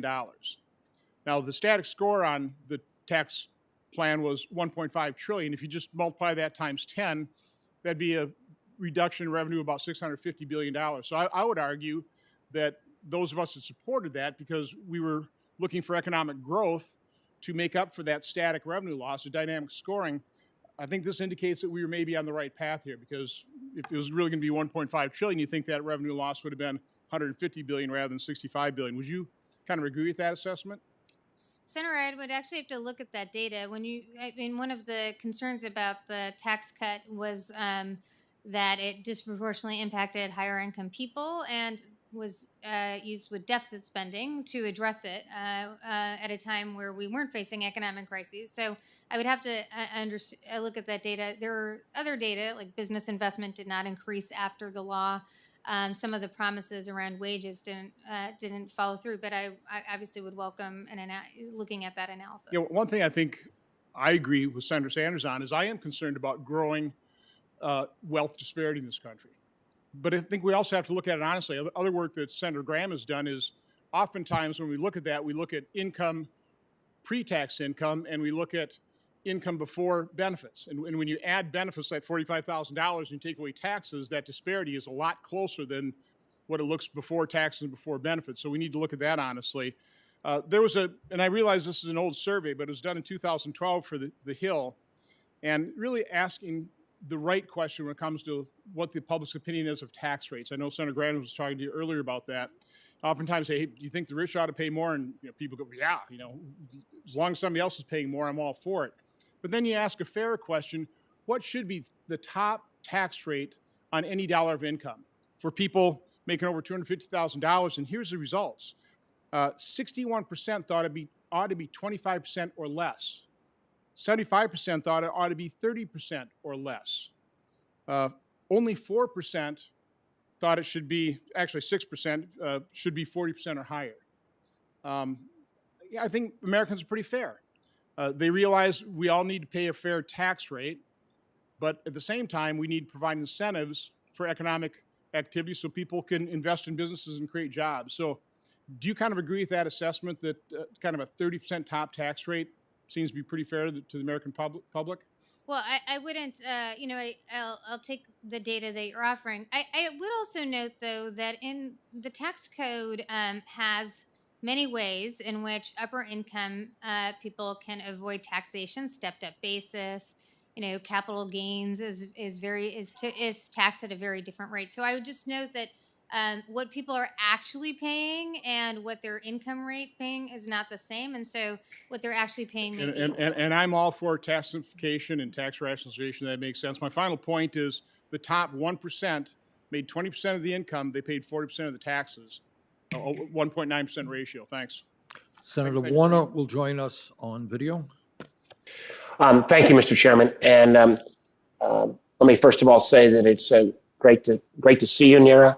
And let me say to my colleagues, I've worked with Ms. Tandon for years.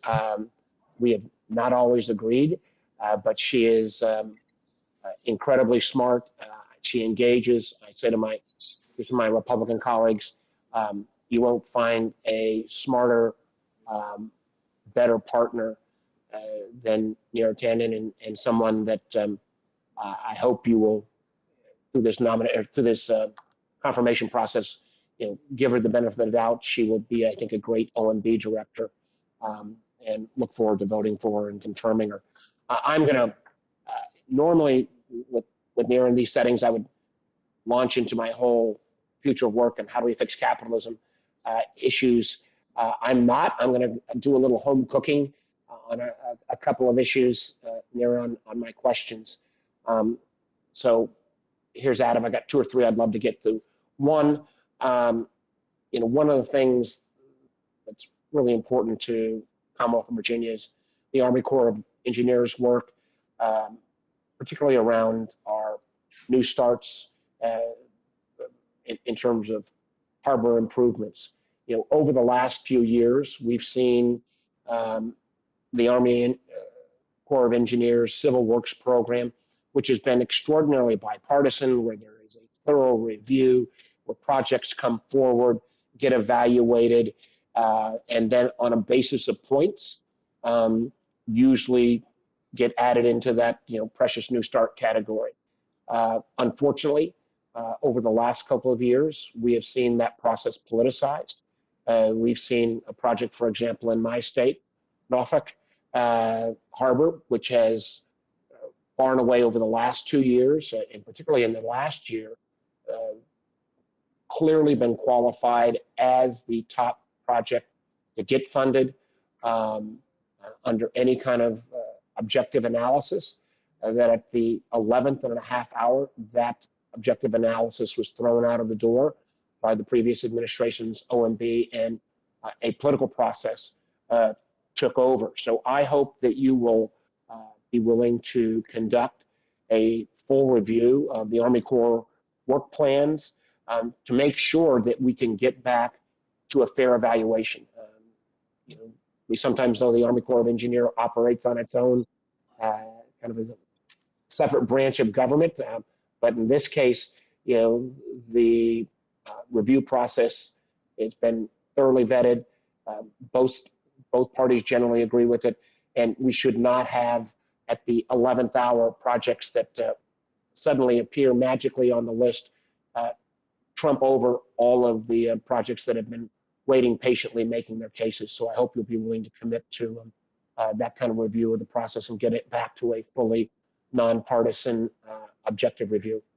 Absolutely, and I would say that if I'm privileged to be confirmed, I will commit to every member of this committee. The work we do at OMB will be nonpartisan, guided by facts and evidence. And I will look forward to working with you on this particular question. Thank you so much.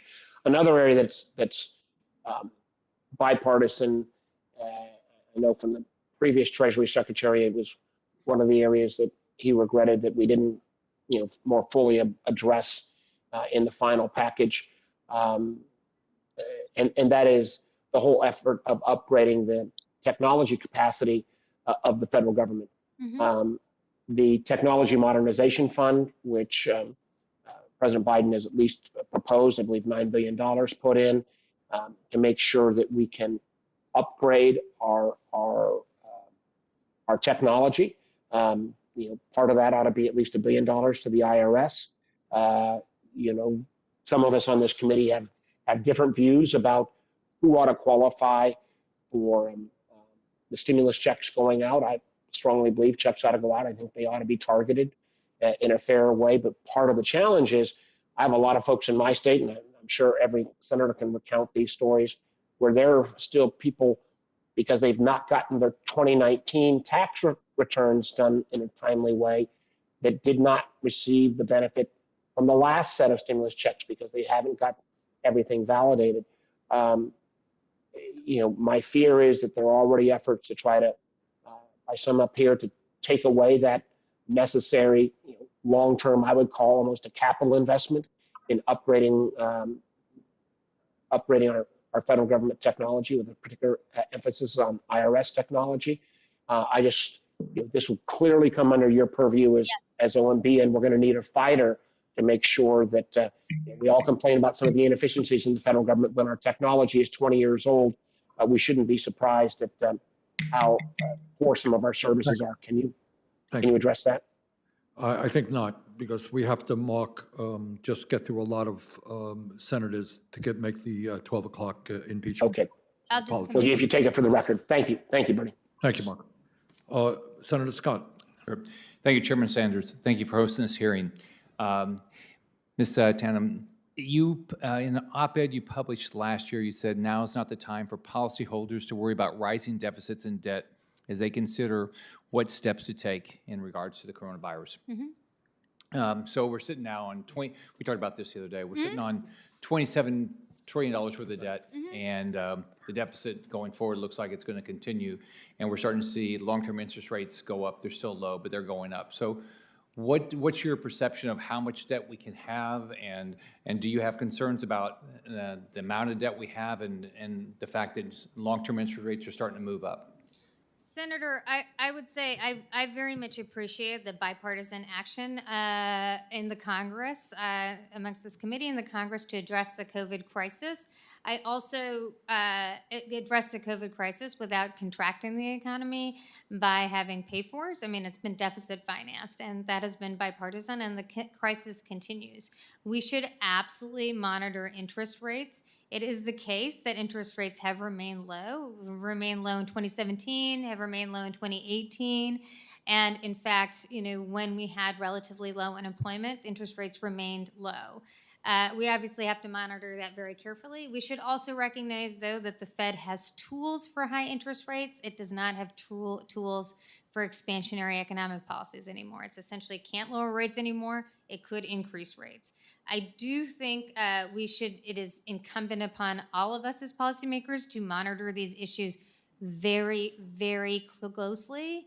But I would also say that our unemployment numbers from Friday demonstrated that we still have a lot of economic pain. And in this moment, we do have to ensure strong economic recovery, which over the long run would make us stronger. It would put us in a better position to address deficit issues. But as a matter, we should all be concerned about long-term fiscal sustainability. So do you have a number that we shouldn't go above? I mean, is 30 trillion too much, or 35 trillion? I mean, if you look since George W. Bush was elected president, the unbelievable increase in debt, if we continue on that path, I mean, when we're not just talking about 30 trillion or 35 trillion, we're talking about, unbelievable amounts of debt here. And if we see the 50-year average for long-term rates is over 6%, I mean, that would be $1 trillion increase in interest costs for the federal government a year. Absolutely. I mean, I did serve towards the end of the Clinton administration when we had a surplus. At that time, our revenues were 20% of GDP and our spending was 20% of GDP, and that is basically how we managed our surplus. So I recognize that that we have to be concerned about long-term health. The case is that over the next 10 years, we do see increasing deficits towards the end from issues like the aging of the population, and we do need to manage those. I think the data that I'm most focused on in terms of debt is the cost of borrowing itself. Now, the cost of borrowing has declined because interest rates are so low. You're absolutely right, though, that we face high interest rates. That cost goes up. So that is an area where I think we should monitor closely. But in this particular moment, the concerns, I think, are significant about scarring in the economy and basically growing at a low level for too long. If you look at CBO's analysis, I mean, they say we would not, without further action, we wouldn't get back to pre-pandemic levels with our GDP for several years. Thank you. In 2012, you said if we're going to have a deal to address long-term deficit reduction, we need to put both entitlements on the table as well as taxes. So can you address what you anticipate with regard to that?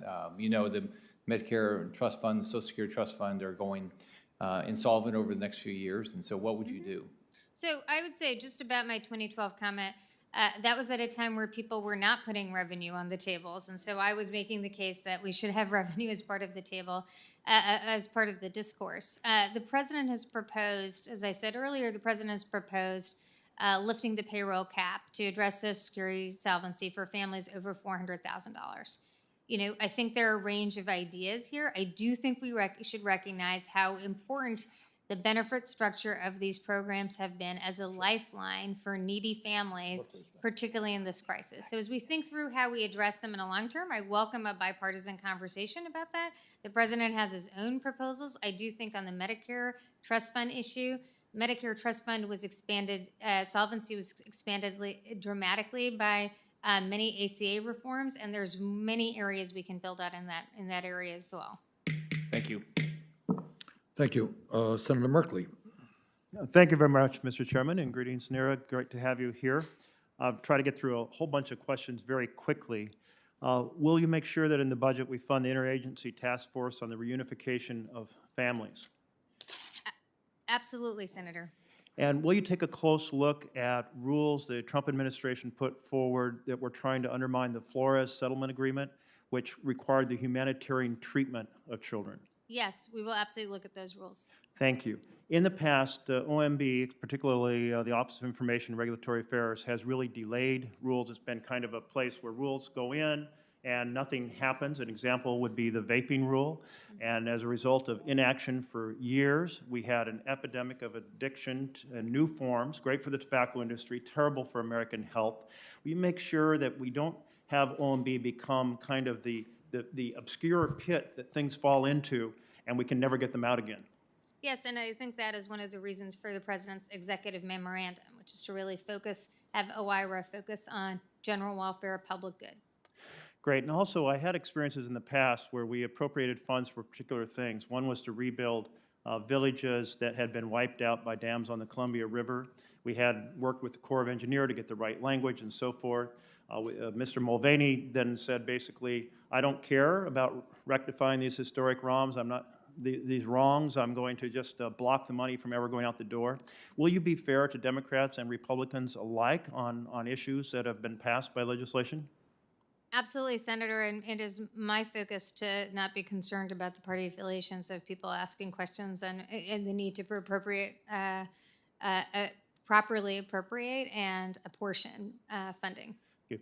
And OIRA has not always used a cost-benefit analysis that incorporated the cost of carbon and damaged the externality, if you will, the negative externalities. Is that something you can help address? Absolutely, and I would say that we are committed to, as I said earlier, to internalize the cost of carbon, cost of inaction, and the cost of action as well. Great, and the President has indicated support for 40% of green federal investments to go to environmental justice communities, those who have been left behind before, those who are suffering transition from fossil fuels to renewable energy. And how will you envision OMB's role in tracking that and targeting that, trying to make sure we help communities that have been previously left behind, from fossil fuel communities to urban inner city communities? Thank you so much, Senator.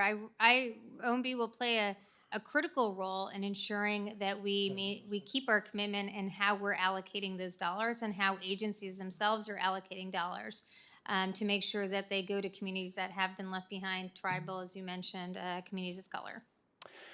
And when it comes to how OMB interacts with the power of the federal government to address student debt, I know you've mentioned this before I got into the room, but I'd like to just hear again how you envision OMB can help drive solutions to the problem of massive student debt, something many other developed nations are saying, hey, it's so important to the individual's life and to our economy. We want to make sure people have a track to be able to acquire an upper education for jobs that require it. Do you see that as important, and do you see debt as a problem, and how can OMB help? Right. I do see that as a central problem. I will say I went to UCLA. It's a public university in a state where they recognize how it's a public good, but it's also a good for the country. So the president has proposed an agenda that tries to redress student debt and the massive levels of debt that young people are taking on, and that is not just a challenge for those people, but it obviously hurts economic growth. It hurts their ability to purchase a home. It hurts their ability to be economically mobile. So I know there's a rich, robust discourse about executive action versus legislative steps. The president has supported legislative steps to address student debt and reduce student debt, and particularly in this crisis, eliminate student debt where we can. Thank you very much. I so appreciate that you're willing to bring your vast set of experiences in different positions and a broad range of issues to bear on a critical agency to help our nation build back better. Thank you. Thank you so much. Thank you, Senator Merkley. Senator Kennedy. Ms. Tandon, congratulations. I think we're both aware how powerful the OMB position is. You will touch on just about every social and economic policy. You're probably also aware that we produce, we meaning the United States, produce about 200,000, or rather 2,000 metric tons of nuclear waste every year. And we've got it stored all over hell in half of Georgia. I think about 80 different locations. It's dangerous. I'd like your personal thoughts, not the president's thoughts, but your personal thoughts about what we ought to do about that.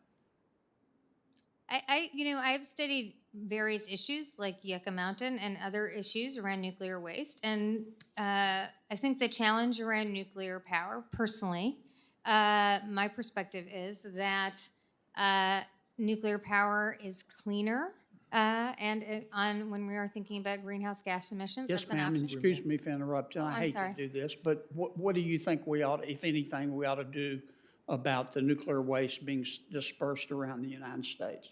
I think it is. I think we should be taking active steps to ensure the security of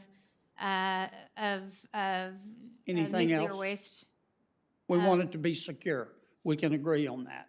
Anything else? Sir, I'm happy to work with you in your office on concerns you have about nuclear waste All right. disposal. Let me ask you this. Is it not true that you have told a major news organization of this country that you support moving that waste to Yucca Mountain? I don't believe I have, actually. Okay. But I'm happy to examine some statement I've made in the past. Well, you're under oath. Are you saying you didn't say it or you don't remember it? I have to tell you, I don't remember making any comments about Yucca Mountain, but in my long career, I may have. So I'm happy to I don't know. I'm not remembering as this Okay. moment. All right, let me ask you about Senator Sanders' line of question. You were a very aggressive fundraiser for your think tank. And that's, I'm not suggesting you did anything wrong. Please don't construe my remarks as suggesting that. But there will be a perception. I'm not saying it's reality, but as we know in government and politics, perception matters.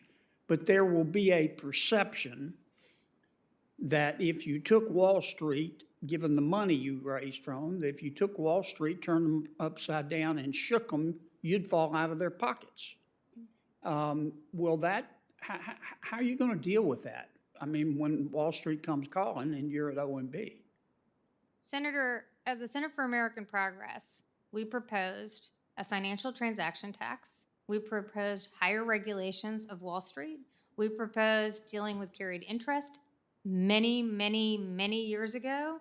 We proposed a whole series of policy proposals that would restrict the power of Wall Street. I believe Wall Street has too much power in our political discourse, and I have said that multiple times. I have said that in every role. Okay, And let me so interrupt you because I got to go to another subject. I appreciate your answer. I have to tell you, I'm very disturbed about your personal comments about people. And it's not just one or two. I think you deleted about 1,000 tweets. And it wasn't just about Republicans. And I don't mind disagreements in policy. I think that's great. I love the dialectic. But the comments were personal. I mean, you call Senator Sanders everything but an ignorant slut. That is not true. And Senator. when you said these things, did you mean them? I wouldn't have said ignorant. Senator, I have to say, I deeply regret my comments. I understand that, but And when I you feel said badly them, did about you them. mean them? I understand you've taken them back, but did you mean them? I'd say the discourse over the last 4 years on all sides has been incredibly polarizing. I'm asking about yours. Did you mean them? I really feel badly about them, Senator. Did you mean I them? feel badly about them. Did you mean them when you said them? I mean, I would say social media is I've Did heard you a mean them terrible when you said discourse. them? I feel terribly about them. Did you mean them when you said them, or were you not telling the truth? I mean, I feel badly. I look back at them. I said them. I feel badly about them. I deleted tweets over a Are long you period of saying time. that because you want to be confirmed? No, I felt badly about them. And Did you deleted mean them when you said them? Senator, I must have meant them, but I really regret them.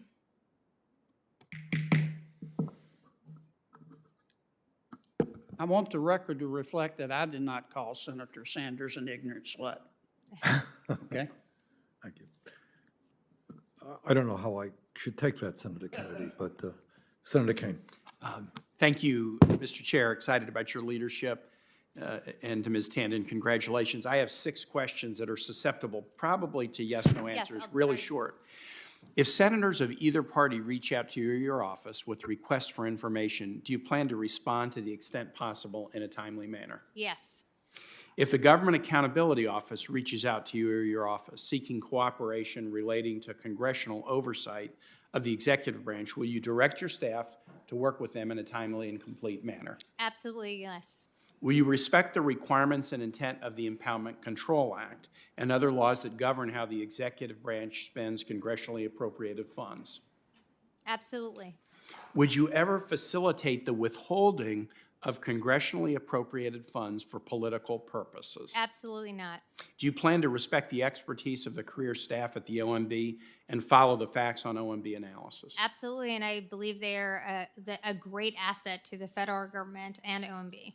Finally, should you be the OMB director at the end of the administration, would you fully cooperate with the transition to the subsequent administration's team regardless of the president-elect's political affiliation? Absolutely, Senator. 100%. I ask those questions because we've had some challenges in each of these areas, and I'm glad to hear your answers. Thank you, Mr. Chair. Thank you very much, Senator Kane. Senator Van Hollen, I think, is with us on video. Thank you, Mr. Chairman. Congratulations to you, Chairman Sanders, and to Ranking Member Graham. I think the Budget Committee can be a central place for debating and discussing and acting on the big issues of our day. To Ms. Tandon, congratulations on your nomination. In selecting you, President Biden has picked somebody who has both deep and wide policy expertise and a life story that shows how the government can help families when they're most in need and provide a springboard to success. So I look forward to working with you on these issues. I've heard earlier in this debate a reference to the rise in per capita income over the last year. And I think it's important that we recognize that often references to per capita income can be very misleading. So for example, if Jeff Bezos had moved to Baltimore City in 2020, the per capita income of the residents of Baltimore City would have tripled from $53,000 a year to $175,000 a year, even though nobody was any better off as a result. So I hope as we debate these issues going forward, we'll remember that. And my question relates to this tale of two economies and the K-shaped recovery. This is one of the reasons why it's necessary that we take bold action with the American Rescue Plan. CBO has told us that if we do not act, we will continue to see high levels of unemployment until the year 2025. So can you just talk briefly about the risks of undershooting here when it comes to emergency action? And in that connection, talk about the problem of long-term unemployment. This is something many of us are very focused on. We have 4 million Americans long-term unemployed, and I'm worried as the economy does recover, that we don't leave millions of people behind, because all the data shows that the longer you're out of a job, the harder it is to find one. And when you find one, you're often at a lower wage that you have to live with for the remainder of your working life. So if you could talk about those challenges and your willingness to work with us to address them. Absolutely, Senator. I'll just briefly say, I think for all the statements about overheating the economy, we should recognize where the economy is right at this moment, which is we have data that any economic recovery is faltering with the COVID crisis. Unemployment numbers last Friday demonstrated that we have continuing to have 10 million people. Some data suggests it's 12 million people who are unemployed today who wouldn't have been unemployed a year ago. And so that is a deep crisis that we need to address. And you're absolutely right about the K-shaped recovery. Lower income workers are bearing the huge brunt of this crisis, and that is why action is required and necessary. And can you talk about, as we go forward, the importance of looking at Chris, I'm people's... sorry, I got to cut. Oh, I'm sorry, Mr. Chairman, I understand. Okay. Thank you, Mr. Chairman. Senator Padilla. Thank you, Mr. Chairman, and congratulations on the chairmanship. Look forward to working with you on this committee. I will try to be brief. I had an opportunity to ask Ms. Tandon a few questions yesterday as a member of his GAT, and appreciate the opportunity to raise a few more issues and questions here today. And if only there was somebody else who can ask if they meant what they tweeted later this afternoon, whether or not they've been taken back. But let me jump into it here. In regards to the economic recovery that we keep talking about, and COVID, which is clearly the most front burner issue of all.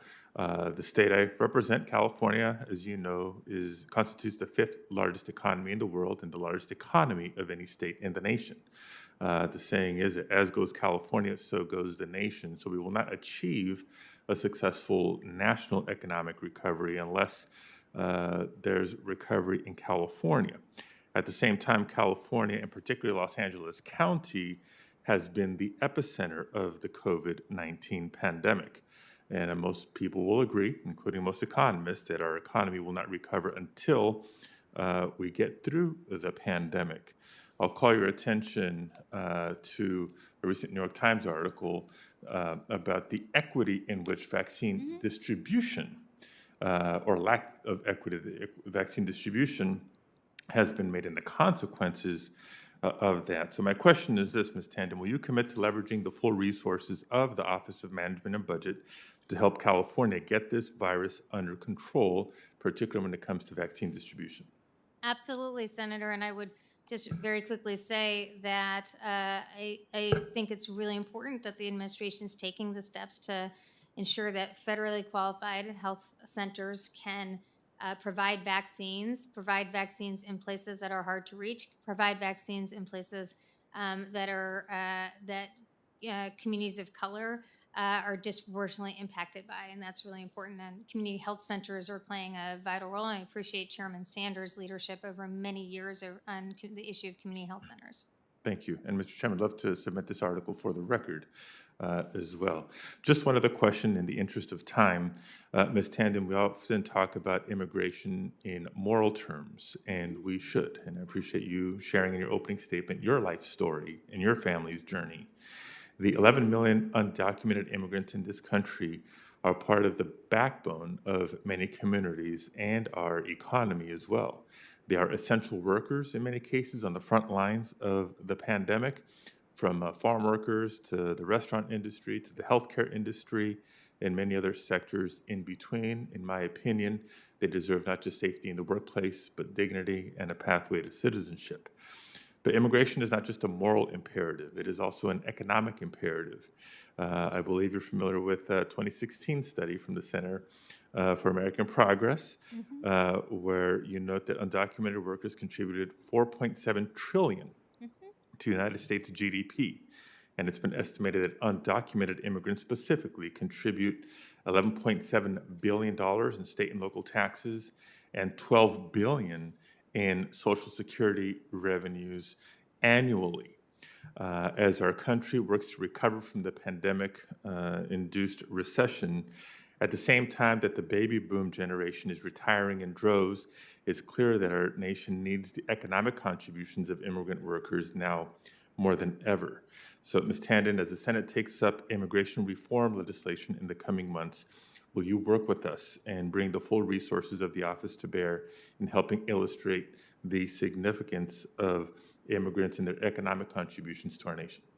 Absolutely, Senator, and I would note that there's been much work done in recent years about how comprehensive immigration reform will ensure broader economic growth. I am proud of the work I've done on a bipartisan basis with the offices of Senator Graham and many other Republicans in the past on the issue of recognizing how comprehensive immigration reform can build and it is not just a moral issue, but an economic case. And as the wages rise for people who have citizenship, that helps America's economy grow and grow more robustly.